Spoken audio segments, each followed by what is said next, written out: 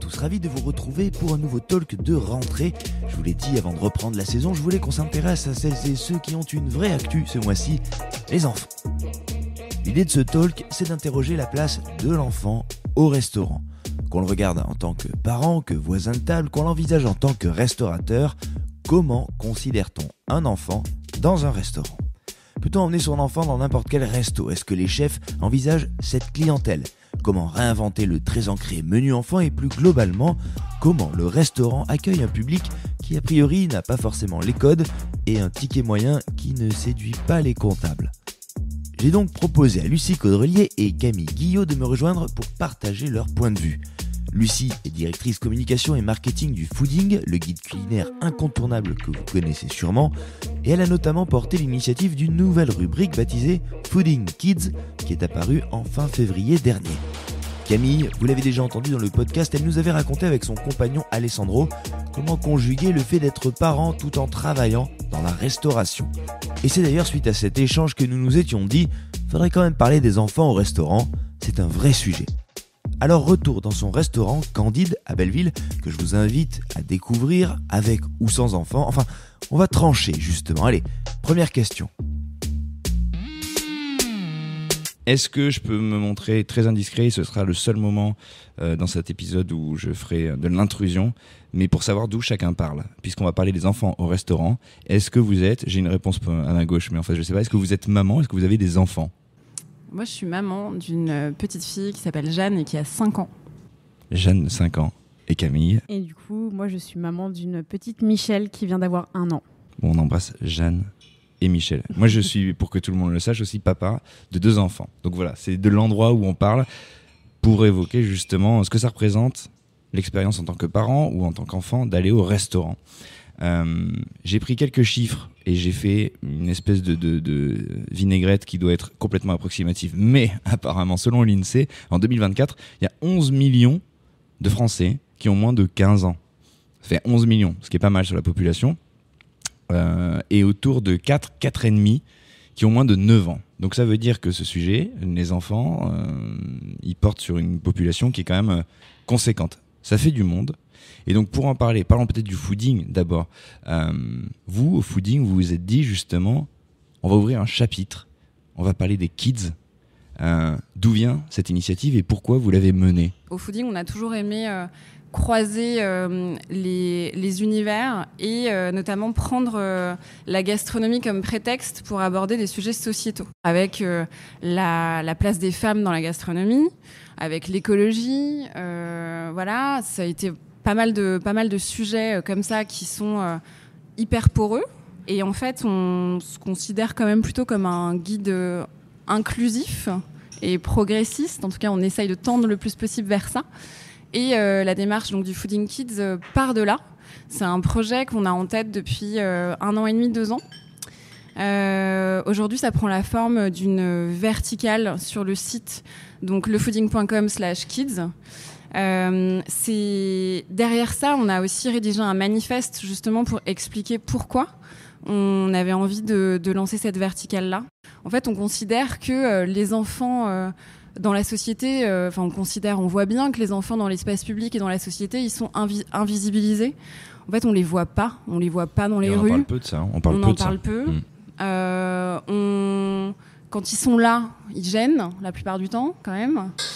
Et en fait, il y a énormément de poids qui pèse uniquement sur les frêles épaules quand même des parents et en particulier des mères et des éducateurs, éducatrices. En gros, c'est à eux de s'occuper de ce qu'on fait des enfants dans notre société.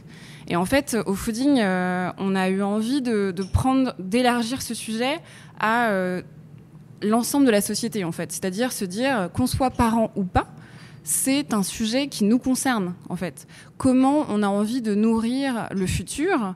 Comment c'est cette catégorie de la population qui est quand même invisibilisée, minorisée, qu'est-ce qu'on en fait ? Ils sont là, qu'est-ce qu'on en fait maintenant ?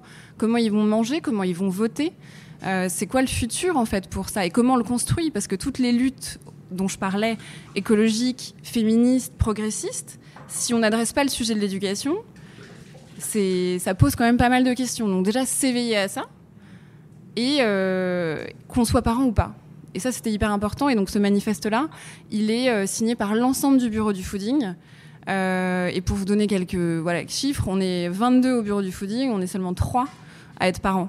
Et donc, en fait, c'est hyper important, en fait, ça, que ça a été signé par l'ensemble du bureau. Ouais, et par des gens qui ne sont pas forcément concernés directement, mais qui ont compris l'importance de cette vocation, de ce manifeste. Alors là, on s'est parlé d'un manifeste, forcément, et donc de grandes valeurs. Si on réduit et qu'on fait le focus sur le restaurant et la manière dont on peut appréhender la place de l'enfant au restaurant, mais qui est, j'imagine, la cristallisation de la manière dont on voit les enfants dans la société. Est-ce qu'on peut faire un état des lieux ? Est-ce que vous pouvez me dire, vous, qu'est-ce qui vous viendrait à l'esprit si on devait se dire, ok, comment ça se passe, un enfant au restaurant ? Pour vous, ça évoque quoi ? On en est où en France ? Comment on se comporte ? Comment on les considère ? T'as 2 casquettes, Camille, hein, donc j'imagine que tu le regardes doublement. Mais oui. Dis-nous personnellement, en tout cas. Choisis ta casquette, mais... Moi, je pense que le premier sujet qui me vient assez naturellement quand on parle de l'enfant au restaurant, il y a un gros sujet de culpabilité, moi, je trouve. Ce que tu disais un petit peu, Lucie, où on a cristallisé un petit peu le comportement de l'enfant de manière générale. Et c'est très drôle parce que vous, le fooding, vous prenez un peu le contre-pied de la tendance actuelle. Il y a eu un dossier qui a été fait dans Le Monde fin février sur cette tendance commerciale du no kids qui est pleinement assumée. Et qui, moi, très personnellement, me dérange. Alors qu'on explique juste no kids, ça veut dire qu'il y a des lieux. Donc genre, il y a des restos qui disent vous êtes gentils, mais comme les chiens ne sont pas admis, les enfants ne sont pas admis. Il parle surtout de voyage dans le dossier. Il parle aussi, ça se répercute aussi sur les mariages, donc dans des cas de figure un peu plus personnels. Ouais, donc on se parle d'une tendance de fond. Exactement, il y a une tendance de fond sur ce sujet. Et c'est vrai que moi, elle me dérange énormément parce que je trouve que c'est tout sauf inclusif et tout sauf bienveillant. Et comme le disait Lucie, aujourd'hui, l'enfant, demain, il sera adulte. Et je ne sais pas ce qu'on renvoie aux enfants comme valeur quand on les exclut de façon aussi assumée des moments sociaux. Donc le restaurant, pour moi et pour Alessandro, c'est un moment social très important de notre vie, et en tant que personne lambda et en tant que restaurateur. Et on souhaite inclure notre enfant. Et c'est vrai que le premier sentiment qu'on a au moment où on pense aller au restaurant avec notre enfant, c'est ce sujet de culpabilité, de se dire zut, est-ce que c'est un resto où on peut venir avec notre enfant ? Est-ce qu'on va déranger ? Est-ce que ça s'y prête ? Donc c'est un vrai sujet.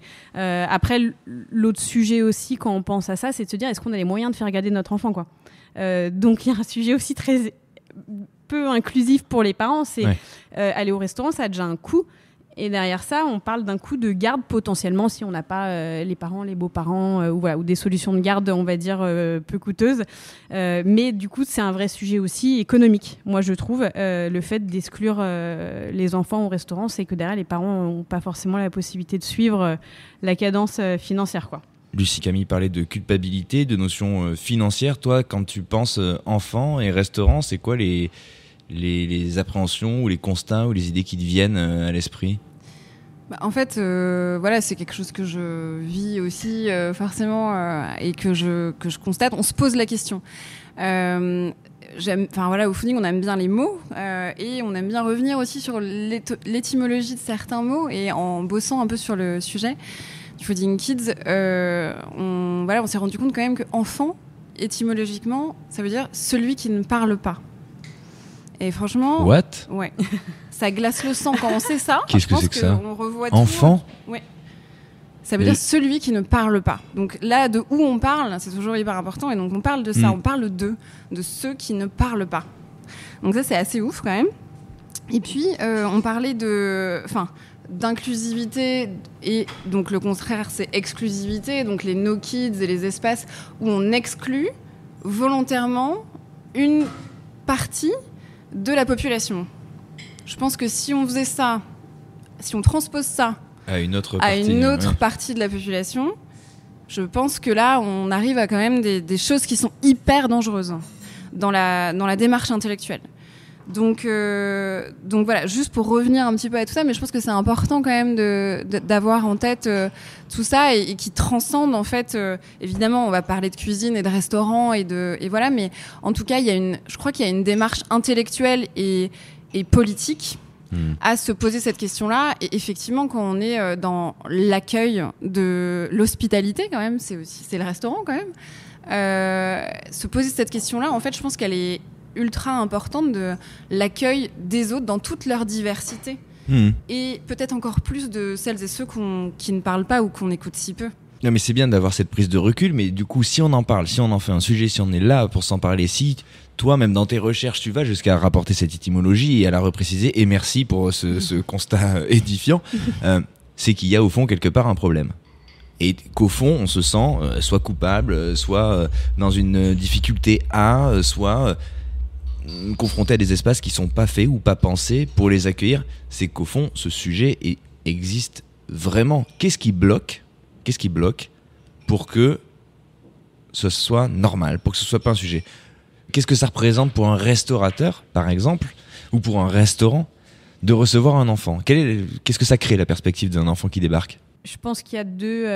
Alors, du point de vue du restaurateur, je pense que le premier sujet qui a dû naturellement être soulevé pour traiter la question de l'enfant, de la présence de l'enfant, je pense que c'est un sujet économique. Qui est très pragmatique.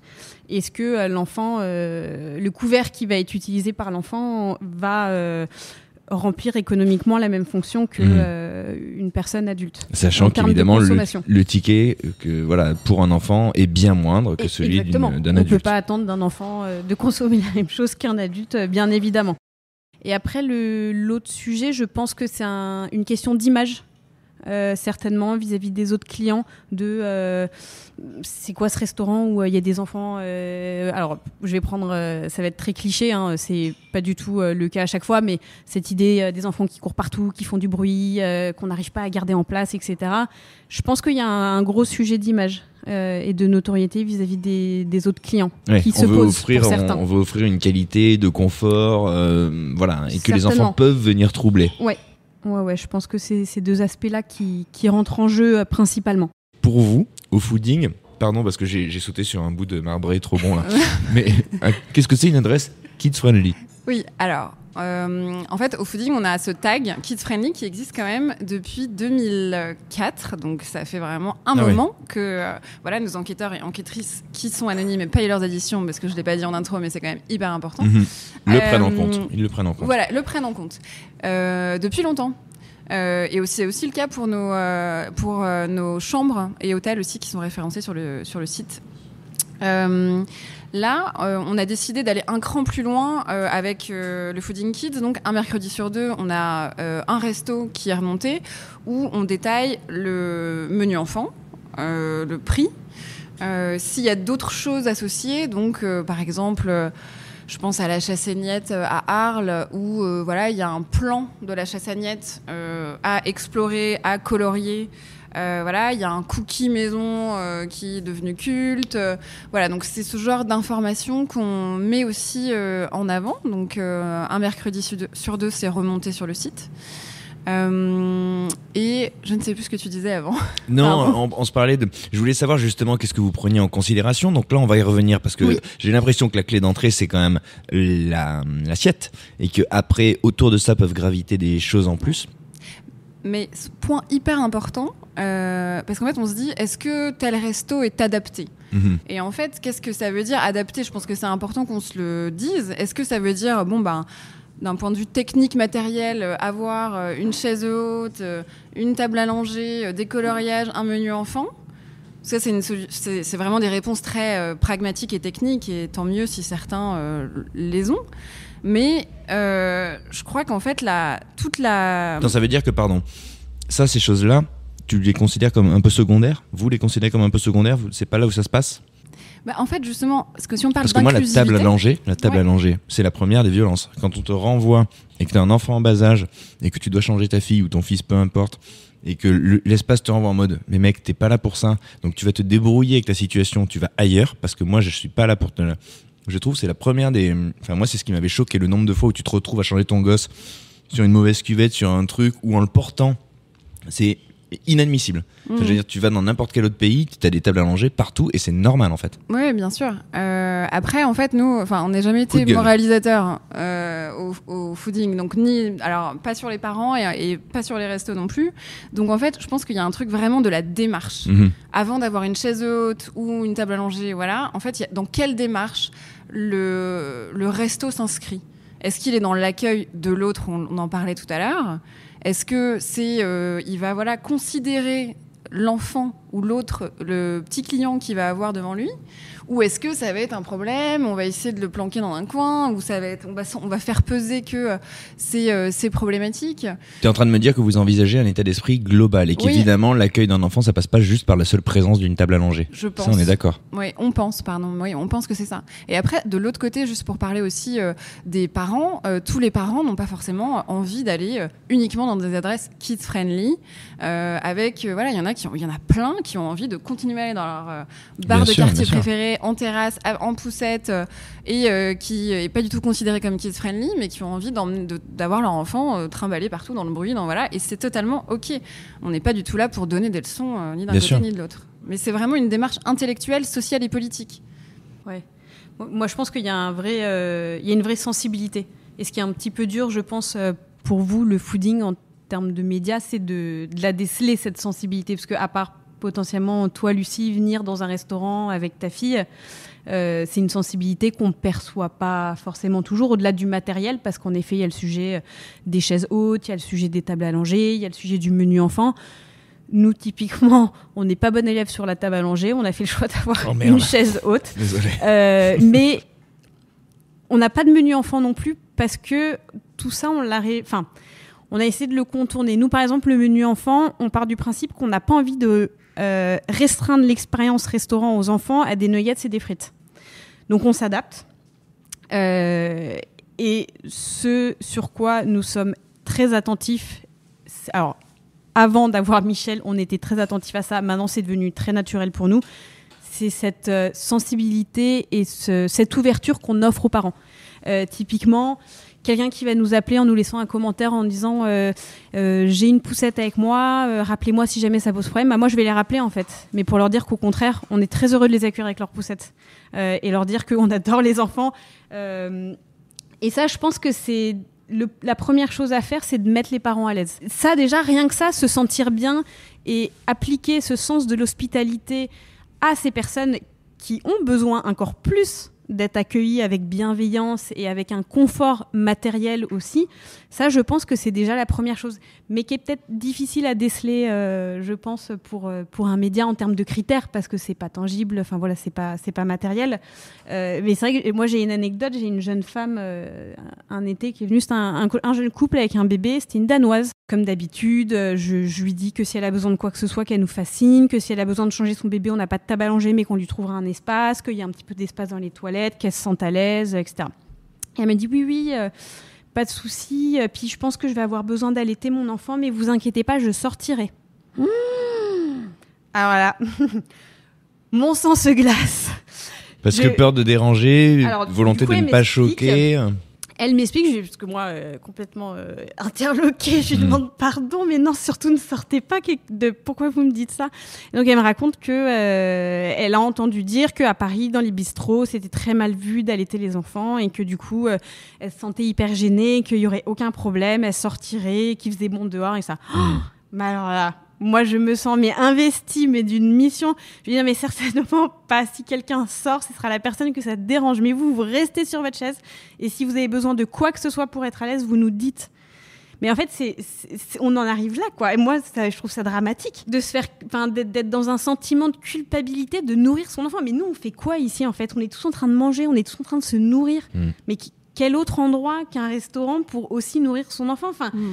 Donc, c'est vrai pour moi, ce sujet, il va au-delà du matériel, quoi. C'est ça, c'est exactement ce que tu dis, en fait. Quand on entre, en plus dans la parentalité comme ça, avec des jeunes enfants, c'est tellement important de se sentir pris dans les bras un peu, quoi. Ah, mais bien sûr, on en a besoin. C'est vrai qu'on l'a tous vécu, cette expérience de changer son enfant sur la poussette, mais les catastrophes qui se passent, on est tous inconfortables, et nous, les premiers, on est très inconfortables. Mais il faut justement, je pense, apporter des solutions, et c'est ces solutions qui sont non matérielles, non tangibles, qui font que les gens vont passer un bon moment. Et je pense qu'il ne faut pas oublier, c'est que les parents qui ont des enfants qui ne passent pas un bon moment ne passent pas un bon moment. Bien sûr. Et inversement. Donc ça, je pense que dans le sens commercial très premier du commerçant, parce que les restaurateurs sont des commerçants, je pense qu'il ne faut pas l'oublier, ça.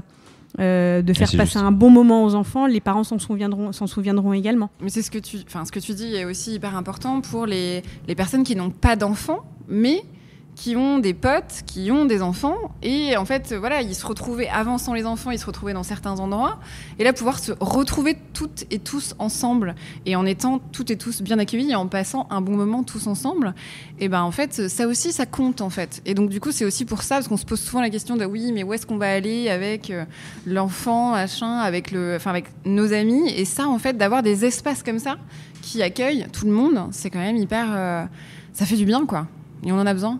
Et puis c'est vrai que pour nous, en tout cas avec Alessandro, c'est assez antinomique avec la notion du restaurant comme on le conçoit. Pour nous, le restaurant, c'est un lieu social, c'est un lieu de vie, au même titre qu'il est légalement pas autorisé de refuser des clients, sauf il y a 5, il me semble, circonstances qui font qu'on a le droit de refuser l'entrée à quelqu'un dans son établissement, qui sont état d'ébriété, etc. Mis à part ça, le restaurant, c'est quand même un moment de partage, c'est un lieu social. Nous, en tout cas, c'est comme ça qu'on se conçoit et qu'on se souhaite.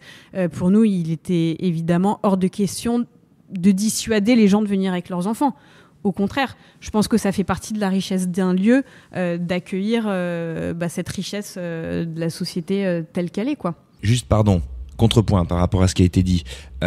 Camille incarne un peu ce que tu disais, Lucie, c'est-à-dire avoir cet état d'esprit. C'est avant tout un état d'esprit. Oui. On est d'accord, mais je tiens à mettre ce petit truc, moi, à titre perso, c'est que, en fait, les petites choses qui paraissent matérielles, avant, moi, je n'aurais pas l'occasion d'allaiter ma fille, ça va de soi. Donc, avant de rencontrer la bienveillance de Camille et ce qu'elle est capable de renvoyer comme image, moi, cette image-là, je ne l'aurais pas forcément. Et cet accueil, je ne vais peut-être pas forcément le sentir à ce moment-là. En revanche, quand je vais voir des choses matérielles, concrètes, je vais sentir aussi ce message qui dit « on a aussi pensé à vous ». Alors, je suis d'accord, c'est matériel, mais néanmoins, moi, en tant que père, dans ces moments-là, j'ai bien perçu, j'ai entendu quelque chose par l'absence ou la présence de ce matériel-là. Oui, bien sûr. Je suis pas en train de dire que c'est pas important, voilà. Mais en fait, ça passe. C'est pas le fond du truc. Ça passe vraiment par une démarche. Et là, on est à Paris en plus. On sait que les locaux sont pas toujours non plus super simples. Enfin, je sais pas. Je pense à Gramme dans le 3e où j'étais justement ce week-end avec ma fille. Et où en fait les sanitaires sont tout petits et c'est fait comme ça et voilà et pour autant en fait c'est un endroit très inclusif où j'ai pas du tout senti que c'était un problème que je sois ici là-bas avec ma fille, quoi. Oui, ça c'est intéressant, ça se limite pas, effectivement, c'est pas parce qu'on n'a pas le matériel ou pas l'espace qu'on ne peut pas se sentir et qu'on ne peut pas... Ou pas de menu enfant typiquement là-bas non plus, hein. Alors parlons-en de ça, parce que ça c'est la clé, et quand on pense aux enfants, au restaurant, forcément la tête de gondole, enfin en tout cas le symbole auquel on pense, c'est le steak frites, c'est le menu enfant. On en est où de ça? Est-ce qu'il y a d'autres propositions? Est-ce que tu vas nous dire, toi Camille, chez Candide, comment vous l'envisagez? Et toi Lucie, comment vous l'observez au fooding? Est-ce qu'on en a encore au steak frites? Est-ce que le menu enfant a du plomb dans l'aile? Est-ce qu'il se réinvente? Alors, menu enfant, nous justement là on a sorti il y a pas longtemps un best-of avec le top des menus enfants partout en France. Et en fait, vive les frites et les nuggets. Par exemple, Florent Laden, à Lille, dans ses 2 établissements, et en particulier au Birbuick, il propose pour 15 € nuggets, frites, limonade maison. C'est génial. Et il le fait avec des produits du coin. Et donc, de la même manière, ça nous rapporte vraiment à la notion de plaisir. Et arrêtons de se culpabiliser. C'est aussi derrière le Fooding Kids, il y a un peu ça aussi. Et donc, très bien, si on arrive à accrocher des enfants et des parents avec un bon menu nuggets frites, tant mieux. Et franchement, génial. Et un tout autre exemple, je parlais de la Chassagnette à Arles. Établissement étoilé qui va proposer un menu enfant avec des produits du coin. Si je dis pas de bêtises, un poisson du coin ou une volaille, les légumes du potager, un sorbet, une glace maison, et c'est autour de 30 €. Et là, il y a une démarche aussi. Il a aussi le chef de la Chassagnette a aussi travaillé sur le temps passé à table. Armand Arnal. Oui, pour justement un peu plus condenser le temps passé à table pour que les enfants y passent un petit peu moins de temps et peut-être plus dans le jardin. Mais en fait, là, les 2 démarches sont totalement différentes. Les 2 établissements aussi. Et sont hyper intéressantes en fait, l'une comme l'autre. Ce que tu es en train de nous dire, c'est que le menu enfant, ça peut être très bien. Tout ce qui compte, c'est la manière dont on le regarde et dont on l'envisage. Et là, on parle de sourcing, on parle de produits, on parle de qualité, et ça marche très bien. Mais chez Candid, par exemple, vous, quand vous avez envisagé cette partie de la clientèle non négligeable, puisqu'ils sont des millions, les enfants, vous vous êtes dit quoi et comment vous les accueillez d'un point de vue du goût et de l'assiette ? Alors nous, ça c'est comme beaucoup de sujets fait de façon assez empirique. On verra, ça va. Ouais, un petit peu, ouais. Un petit peu, on met un pied après l'autre devant et puis on apprend au fur et à mesure. On a beaucoup écouté les retours qu'on avait. On a pas mal aussi sollicité nos amis autour de nous qui avaient déjà des enfants. Nous, quand on a ouvert le restaurant, on n'avait pas d'enfants. On en avait un petit peu dans notre entourage, donc on est allé un petit peu sonder autour de nous comment ça se passait pour eux au resto, ce qu'ils attendaient. Ça veut dire que sans avoir d'enfants, c'était quand même une donnée à laquelle vous aviez pensé. Bien sûr, ouais, tout à fait. Ça revient à ce sujet dont je parlais tout à l'heure de lieu social en fait. Donc pour nous, oui, c'était une évidence qu'on. Je dis pas qu'on veut être un restaurant qui accueille les enfants, mais en tout cas, on a envie de les accueillir et de s'adapter aussi à leurs besoins, comme on s'adapte aux besoins d'autres personnes. On a petit à petit enrichi notre offre, on va dire, sur le sujet des enfants. Par exemple, avant, on n'avait pas de sirop. Ensuite, on a acheté des sirops parce que c'était une demande récurrente. Des petites choses comme ça. À l'ouverture, on a des amis qui nous ont offert des coloriages. Et ça, c'était un super cadeau parce qu'eux, on avait une petite fille qui avait 3 ans à l'époque. Et nous disait, non, mais ça, c'est indispensable quand on va au resto. Il faut qu'on ait les coloriages. Et du coup, on en a ici et on est super heureux à chaque fois de les sortir. Quand il y a des enfants et de les proposer et de voir à quel point ils sont trop heureux d'avoir du coloriage. Et les parents aussi. Parents aussi, du coup. Ouais, ça, on l'a dit. Ça va de pair en général. Donc, il y a ça. Et puis, nous, on a un peu pris une direction différente sur la proposition du coup, de menu.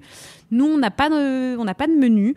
Ce qu'on propose, c'est de s'adapter, en fait, parce qu'on part du principe, alors peut-être naïvement, parce qu'on sait que c'est pas non plus facile de faire manger tout et goûter tout à ses enfants. Mais nous, on part du principe que le restaurant, c'est aussi... Il y a un côté un peu éducatif, culinaire, qu'on a envie de faire vivre aux enfants. Donc, plutôt, alors sans que ça soit une critique pour ceux qui décident de faire un menu enfant, mais nous, plutôt que de leur proposer un menu différent, on avait plutôt envie de leur dire, voilà, ça c'est la carte, peut-être piocher un petit peu dedans. En général, on discute avec les parents, ils nous disent, ça ils aiment bien, ou ça on peut leur faire manger. Et vous leur faites un petit truc sur mesure ? C'est ça, on leur fait une plus petite assiette, où on va arranger deux aliments que les parents nous disent qui sont adaptés pour eux. Et voilà des endives braisées.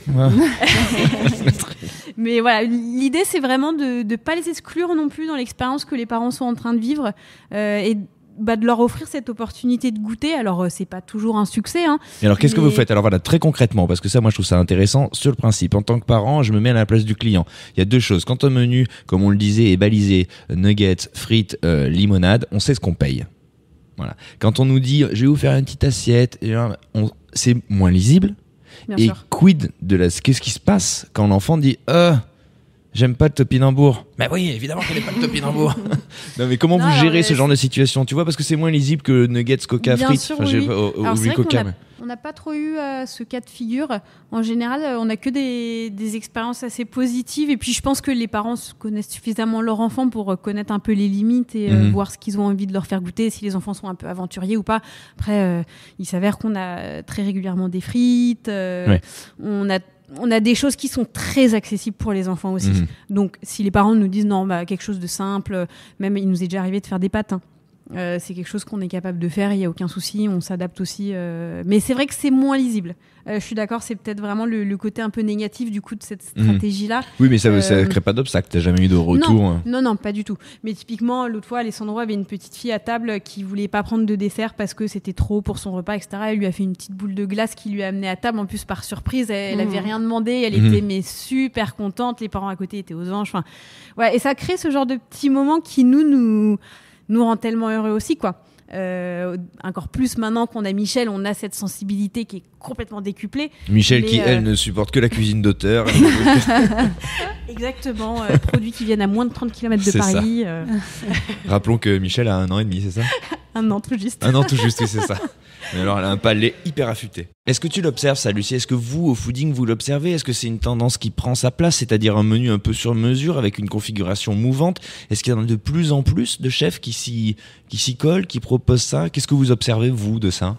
Alors, en tout cas, on voit quand même qu'il y a...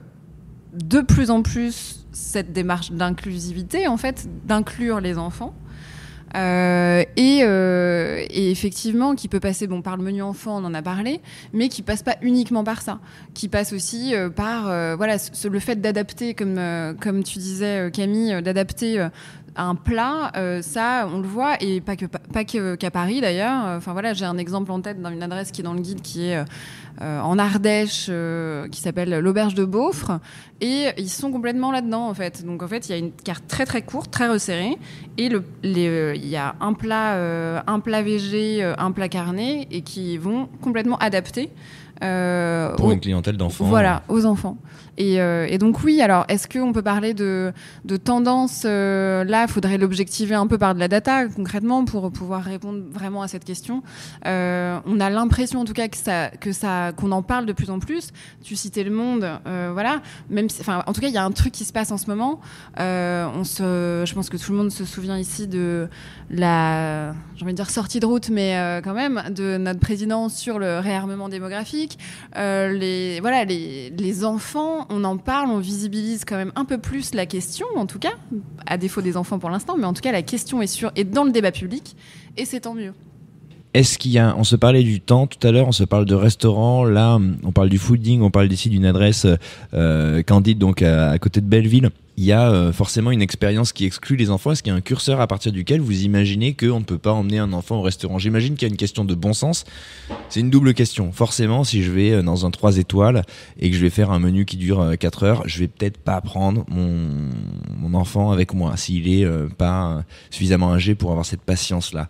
Mais alors d'une part, est-ce qu'à partir de quand on dit à son enfant tu peux pas venir ? Est-ce qu'il y a une réponse à cette question ? Et sous question, est-ce qu'il y a des grands chefs qui sont reconnus et qui sont sur le devant de la scène, auréolés, étoilés, qui pensent à cette clientèle que ne voit jamais ? Moi, je pense tout de suite à Manon Fleury, en tout cas au Chalet des Îles, qui avait fait une assiette de pâtes des raviolis pour les enfants. Je sais pas comment les filles sont amenées, parce que c'était elle et Lorraine, comment elles ont été amenées à penser cette assiette, mais j'imagine, parce que le lieu s'y prête relativement bien pour des repas de famille, le week-end, je pense qu'elles ont dû avoir des demandes et elles s'étaient adaptées, et au cours de la résidence, il y avait eu l'apparition de ce plat-là, par exemple. Voilà, c'est peut-être anecdotique, moi c'est le seul dont j'ai connaissance en tout cas aujourd'hui. Mais pour parler de Manon Fleury, en tout cas, quand je suis allée un midi chez Datil, et c'est vrai qu'on s'installe un peu dans le temps quand même quand on va chez Datil. Là, on se parle d'un restaurant qui a décroché sa première étoile, exactement. Donc on est voilà. Primé par le fooding, meilleur esprit d'équipe, Guide Fooding 2024. Et je me souviens très bien qu'on était à côté d'un couple avec leur bébé qui était là, mais complètement. Et en plus, on sentait à la fois et les parents et l'enfant. Enfin, sans vouloir être trop intrusive non plus, très détendu, vraiment. Et je sais pas, je crois qu'il y a un truc dans ce lieu, et avec elles, au pluriel, qu'elles ont réussi à faire. Vraiment, elles ont réussi un truc. Donc après, dans la cuisine étoilée, ou voilà, est-ce qu'il y a un truc qui est en train de bouger ? Honnêtement... ils sentent pas forcément concernés. Je suis un peu mal placée pour en parler, parce que c'est pas forcément... On a très peu d'adresses en commun, enfin, c'est vraiment des sélections... on va dire complémentaires, et voilà. Donc là-dessus, j'ai pas forcément l'impression que ça bouge tant que ça. Après, si on parle, par exemple, je pense là comme ça au bistrot de Cancale. C'est une adresse en tout cas qui typiquement elle propose un menu enfant, par exemple. Donc du coup, c'est quand même intéressant de voir ce genre d'initiative aussi. Oui. Donc ça peut arriver dans des tables qui sont un petit peu prestigieuses, où il y a une proposition gastronomique un peu plus complexe, peut-être parfois plus développée, plus longue. Ça arrive et ça existe. Et je pense que c'est une question encore de démarche, de positionnement intellectuel, et de comment on est en société, comment on fait corps commun dans cette société. Et en fait, ça se traduit dans cette démarche qu'ont les restaurateurs et restauratrices. Oui. J'ai envie de dire, peu importe, qu'ils soient étoilés ou bistrot de quartier. Voilà. C'est la table et la gastronomie qui cristallisent encore un fait de société. Pour conclure, est-ce qu'il y a quelque chose devrait éclairer un engagement qu'on devrait pousser ou aimer voir pris par des restaurateurs, des chefs, des clients, des parents, des enfants? Est-ce qu'il faut tous investir des restaurants avec nos poussettes et s'imposer et voir comment ça marche? Est-ce qu'il y a quelque chose qu'on n'aurait pas dit, qu'on voudrait rajouter? Moi, si j'ouvre le bal, est-ce que j'ai trouvé un truc intéressant et je me suis senti concerné par la notion de culpabilité. Moi, quand mes enfants étaient plus petits, j'ai été souvent dans avec cette sensation de culpabilité de me dire attends, j'espère que je vais pas déranger, et du coup c'est un moment de stress, et du coup je suis là arrête de bouger, alors que bon, ouais, t'as 2 ans, t'as 3 ans, bah ouais, en fait tu vas pas rester 4 heures assis et tout. Et ça, je l'ai tellement vécu, tellement éprouvé, que voilà, je voudrais, moi, à titre perso, dire aux parents: et venez comme vous êtes, comme disent les mauvaises enseignes. mais voilà, ce poids de la culpabilité, il faut qu'il reste devant le restaurant. En fait, pour rebondir sur ce que tu dis justement là, et ce qu'on va aussi justement creuser, c'est pour ça que c'est passionnant en fait d'avoir lancé là le Fooding Kids, parce que justement on va aller pouvoir creuser dans tout ça. Ce que tu dis en fait, c'est aussi que la table, c'est un lieu d'injonction, de code et d'injonction, et notamment en particulier pour les enfants. Voilà, de pas mettre ses coudes sur la table. Bien sûr. Tiens-toi bien, finis ton assiette. C'est fou, hein. Pendant longtemps, les enfants n'ont pas eu le droit de parole à table, hein, quand même aussi. Reste à table jusqu'au bout, attends que tout le monde ait fini. C'est vrai que c'est fou que ça cristallise un nombre de codes. Ouais. Et en plus d'injonctions, et en plus quand on est en plus jeune parent, c'est aussi un truc de stress. Il y a le sommeil et l'alimentation globalement, enfin pour schématiser. Et en fait l'alimentation, ça devient vite le truc. Bon, allez, est-ce qu'il va manger ou elle va manger? Est-ce que ça va bien se passer et tout ça. Et là, on a envie de se dire lâchons un peu du lest, et en fait on revient à la notion de plaisir en fait là, d'essayer de se déculpabiliser.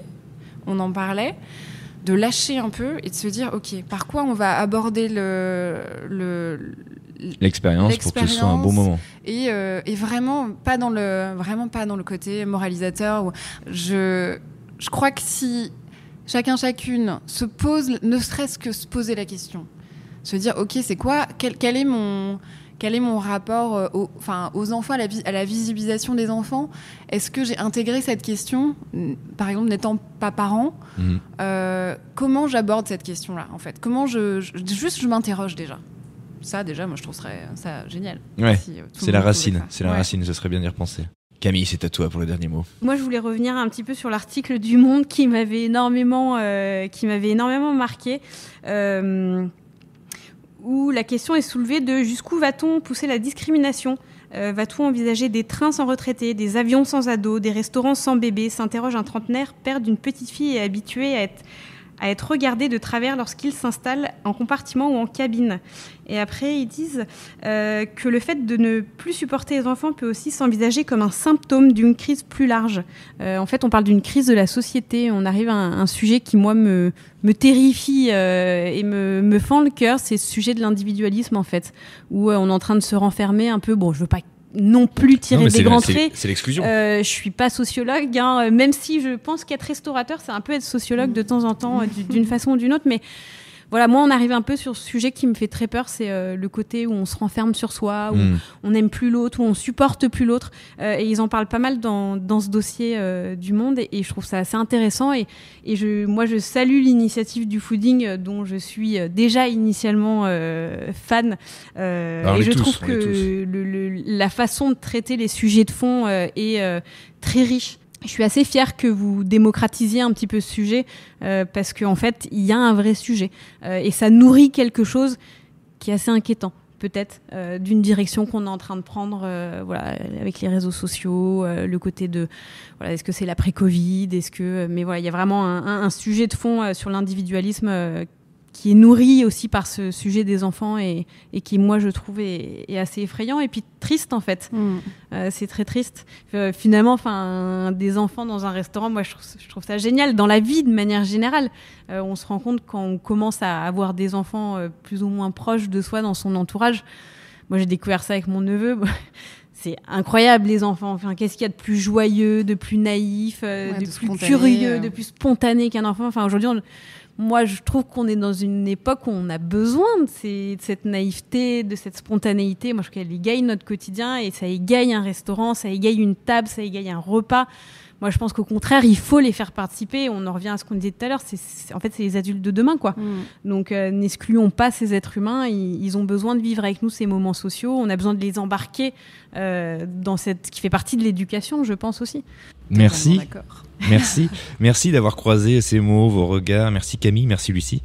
Merci le fooding, merci le restaurant Candide. Et vive les kids. Merci. Merci beaucoup.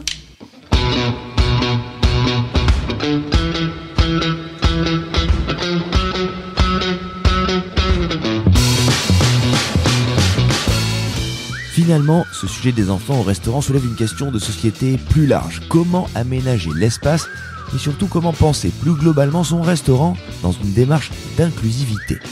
En référençant et en encourageant les restaurants à le faire, le Fooding Kids œuvre dans ce sens. Et en étant à l'écoute, disponible et dans cette volonté d'accueil global, Camille fait de son restaurant Candide à Belleville un espace où les petits trouvent naturellement leur place aux côtés des plus grands. C'est drôle car à la veille de mettre en ligne cet épisode, j'ai emmené ma fille de 7 ans déjeuner dans le restaurant étoilé de Romain Médère et ne sachant pas trop si l'expérience était envisageable, j'avais envoyé un message au chef quelques jours auparavant pour lui demander son avis. Sa réponse a été nette. Nous nous ferons un plaisir de faire découvrir le restaurant à ta fille. Et donc hier, au déjeuner, j'ai profité d'un menu dégustation et Mia d'un menu plus resserré sur le nombre de plats et dans les quantités. Et ça s'est super bien passé. L'échange a été riche et à 7 ans, elle a donc découvert sans moufter la cuisine d'un restaurant étoilé. Bon, niveau timing entre le plat et le dessert, clairement j'étais moins séduisant qu'un cache-cache dans le jardin, mais une belle glace et les dernières fraises de la saison nous ont réunis pour conclure un magnifique moment de partage. Alors, pensez-y, parents. Le restaurant, c'est un lieu de culture et d'éducation et, amis chefs, n'oubliez pas les clients de demain, leurs palais sont déjà à l'affût. Merci à tous d'avoir écouté ce talk. Ce mois de septembre nous a vu servir une thématique spéciale Kids et dès le mois suivant, vous retrouverez les portraits, les talks avec de nouveaux sujets et un nouveau format, Chef Expérience. Alors à très vite pour un nouvel épisode de Nouvelles Histoires avec le podcast Chef, évidemment. Salut!